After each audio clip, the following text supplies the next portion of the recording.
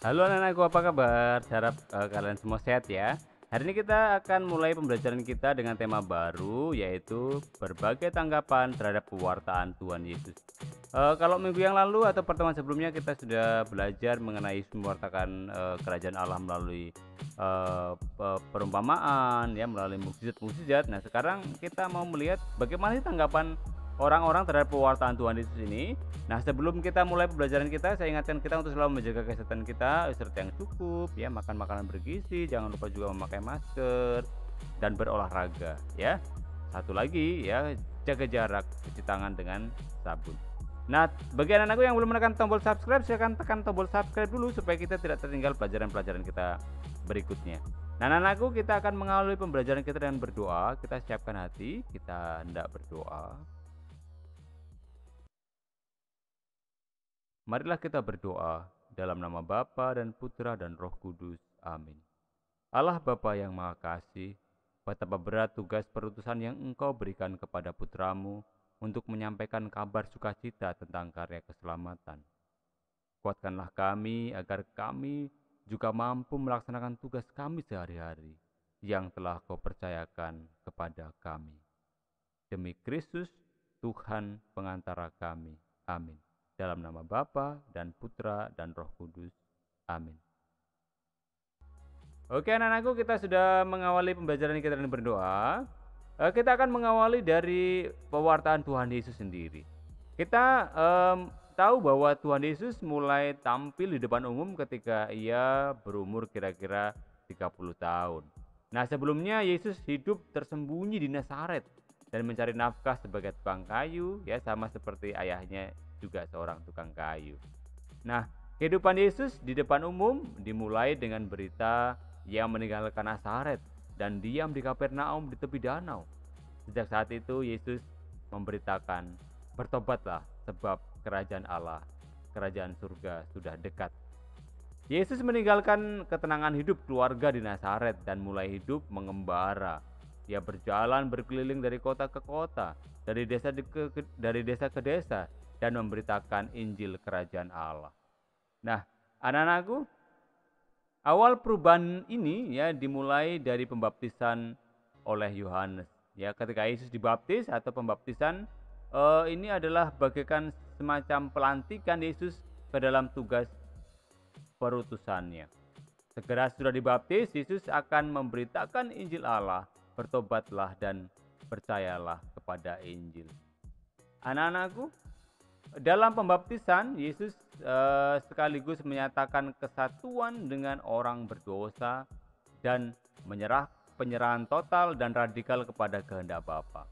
Dengan pembaptisan, Yesus tampil sebagai pengantara antara Allah dan manusia. Nah, semua Injil mengatakan bahwa Roh Kudus turun atas Yesus. Ya, selanjutnya Yesus yang penuh dengan Roh Kudus kembali ke Sungai Yordan, lalu dibawa oleh Roh Kudus ke padang gurun. Sesudah itu, dalam kuasa Roh, kembalilah Yesus ke Galilea dan tersiarlah kabar tentang Dia di seluruh daerah itu. Itu perjalanan awal Yesus setelah pembaptisan. Nah, setelah pembaptisan, Yesus tampil sebagai orang yang diurapi oleh Allah dengan Roh Kudus dan kuat kuasanya. Yesus tampil sebagai yang terurapi. Ia dilantik sebagai Kristus. Kuasa Tuhan menyertai Yesus sehingga Yesus dapat menyembuhkan orang sakit. Nah, Yesus sekarang tampil, ya, bukan lagi sebagai seorang tukang kayu, tetapi benar-benar sebagai seorang penyelamat. Maka semua orang heran dan bertanya, bukankah ia ini tukang kayu, anak Maria, saudara Yakobus, Yoses, Yudas, dan Simon? Dan bukankah saudara-saudaranya perempuan ada bersama kita? Mukjizat-mukjizat yang demikian bagaimanakah dapat diadakan dengan tangannya, oleh tangannya? Maka ini menjadi sesuatu yang mengherankan bagi masyarakat yang mengenali Yesus sebagai tukang kayu. Nah, lantas bagaimana tanggapan orang-orang terhadap pewartaan Yesus? Ya, pewartaan Yesus untuk menegakkan kerajaan Allah mengandung reaksi yang beragam dalam masyarakat Yahudi pada waktu itu. Tentu saja, ya, ada yang menerima, ada yang menolak. Pertanyaannya, Siapa yang menerima, siapa yang menolak? Nah, kita akan jawab pertanyaan ini, kita akan bahas sama-sama ya. Yang pertama, mereka yang menerima itu siapa? Yang pertama adalah orang miskin dan sederhana, ya. Mereka tidak orang miskin dan sederhana itu tidak punya daya dan kekuatan untuk melawan, untuk keluar dari kondisi yang membelenggu mereka. Dalam kondisi yang seperti itu, mereka hanya dapat mengandalkan kekuatan Tuhan. Satu-satunya sandaran mereka ialah Tuhan. Satu-satunya kekayaan dan kekuatan mereka adalah Tuhan. Tuhan adalah segala-galanya untuk mereka. Mereka mengharapkan Tuhan sendiri yang bertindak membebaskan mereka dari belenggu kemiskinan. Maka ketika Yesus menyampaikan warta sabda bahagia, mereka menyambut dengan penuh sukacita warta pembebasan Yesus tersebut. Yesus bagi mereka adalah pembela dan penyelamat. Yesus adalah Mesias yang dinantikan untuk melakukan keadilan dan pembelaan. Mereka rela meninggalkan segala-galanya untuk mengikuti Yesus. Nah, itulah orang-orang miskin yang sederhana yang mengandalkan Tuhan sebagai satu-satunya penyelamat dan harapan mereka. Kemudian yang kedua adalah para pendosa yang mau bertobat. Inilah orang yang mau mendengarkan pewartaan Yesus. Pada masa dalam masyarakat Yahudi memang pada umumnya terutama para imam dan orang Farisi menganggap para pendosa adalah najis, ya, mereka tidak layak hidup di tengah-tengah masyarakat Yahudi pada umumnya. Mereka harus dijauhi, disingkirkan, dan dikucilkan dari kehidupan masyarakat. Maka ketika Yesus datang dan mau bergaul dengan mereka yang dicap pendosa dan menganggap mereka sebagai pribadi yang layak untuk dicintai dan tidak ikut memusuhi mereka. Sikap Yesus itu tentu ya sangat mengejutkan para pendosa dan mengagetkan para imam dan ahli Taurat. Dalam hal ini Yesus mau menegaskan soal kesetaraan di hadapan Allah. Bagi Yesus orang yang baik dan yang jahat dalam arti tertentu sama kedudukannya di hadapan Allah. Sama-sama dicintai oleh Allah, sama-sama anak Abraham. Karena kesamaan itulah mereka pun mempunyai hak atas kerajaan Allah. Nah, yang ketiga adalah orang sakit. Inilah orang-orang sakit inilah yang menerima pewartaan Tuhan Yesus. Bagi masyarakat Yahudi pada umumnya penyakit adalah kutukan dari Tuhan. Penyakit disebabkan akibat dari dosa. Semakin parah dan menjijikkan dianggap semakin besar pula dosanya. Maka seperti orang-orang kusta, mereka dianggap tidak layak hidup di tengah-tengah masyarakat. Mereka harus disingkirkan dari kehidupan masyarakat. Dan Yesus hadir untuk menyelamatkan mereka. Menyembuhkan orang-orang kusta. Orang buta dapat melihat. Yang lumpuh dapat berjalan. Nah, kedatangan Yesus telah membawa harapan baru bagi mereka. Mereka yang sakit. Dengan cara itu Yesus telah mewujudkan dirinya sebagai penyelamat, sang pembebas. Yesus mewartakan Allah yang maha pengasih. Itulah orang-orang yang sakit yang menerima pengajaran Yesus, pewartaan Yesus tentang kerajaan Allah. Kemudian yang berikutnya adalah kaum wanita dan anak-anak.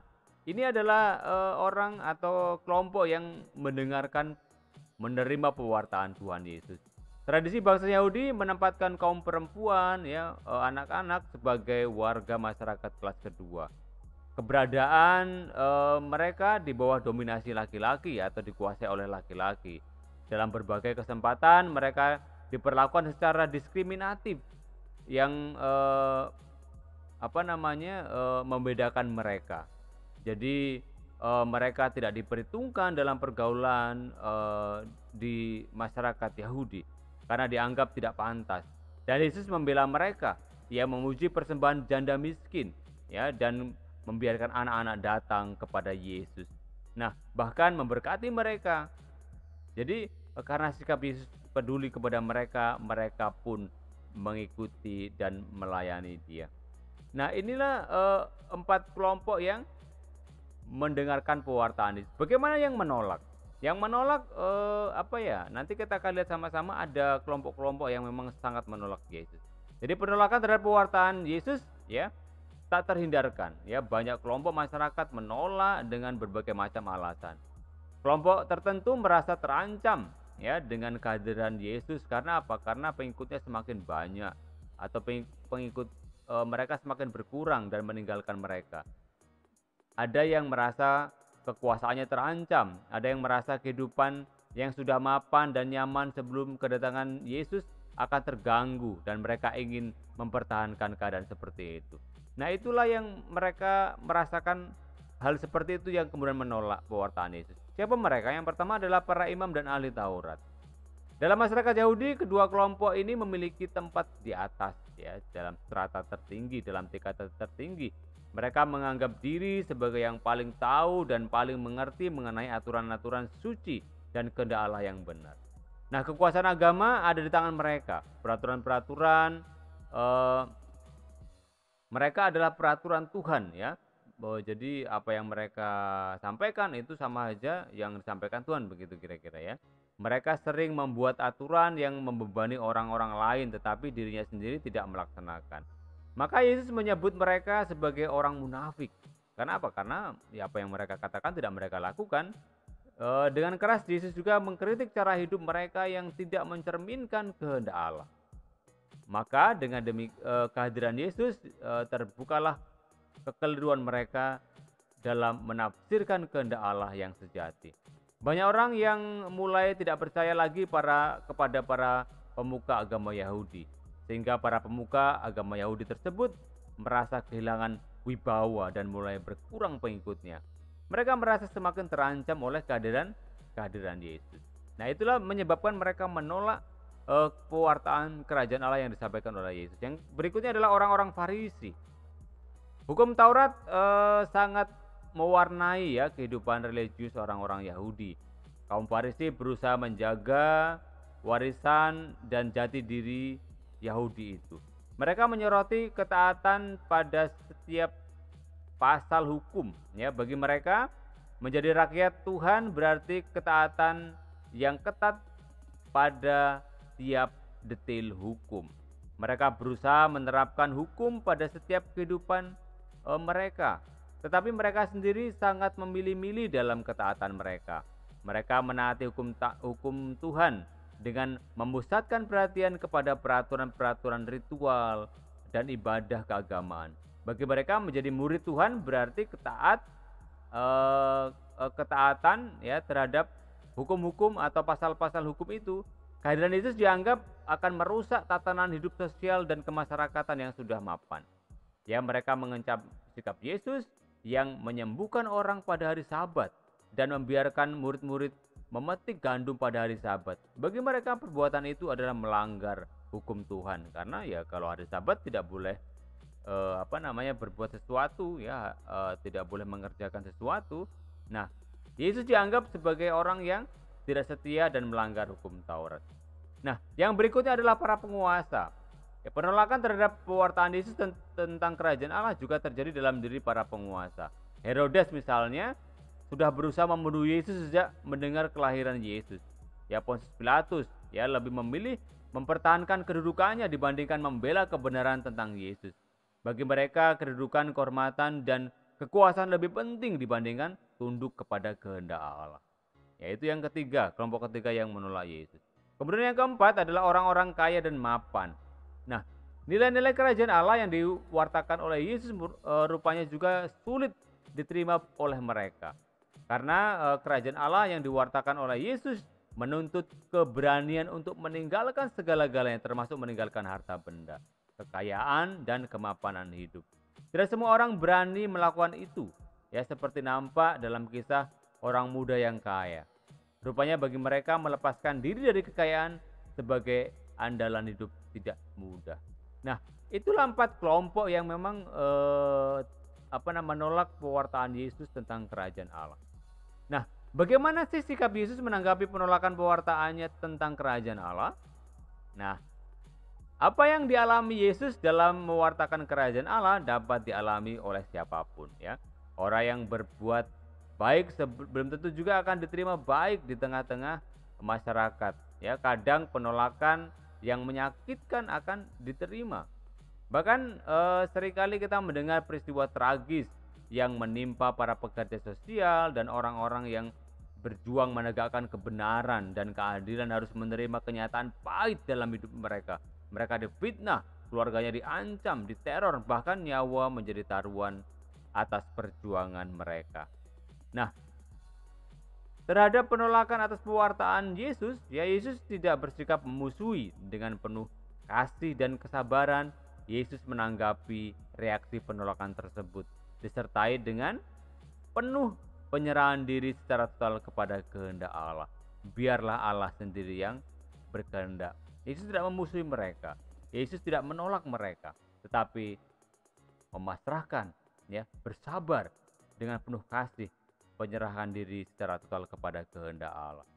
Nah, anak-anakku, sekali lagi ya, dalam masyarakat niat baik itu tidak selalu akan disambut baik, ya. Tuhan Yesus sendiri yang hadir ke dunia untuk menyampaikan warta sukacita yang menyelamatkan ternyata juga mendapat penolakan yang sangat dahsyat.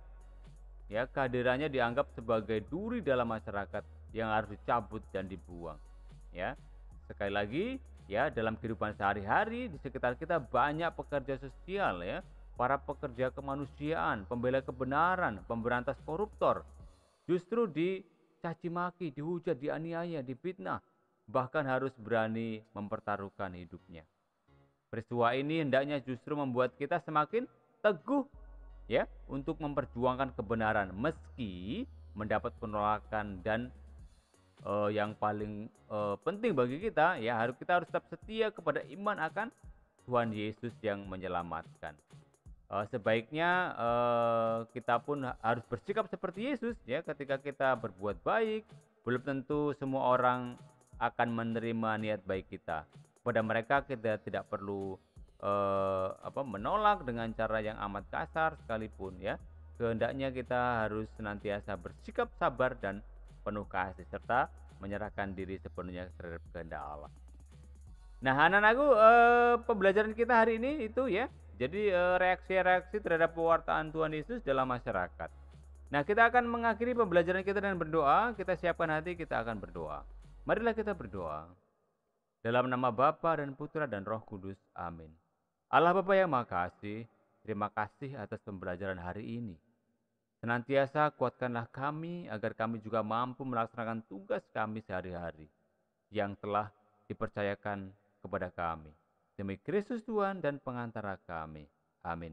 Dalam nama Bapa dan Putra dan Roh Kudus. Amin.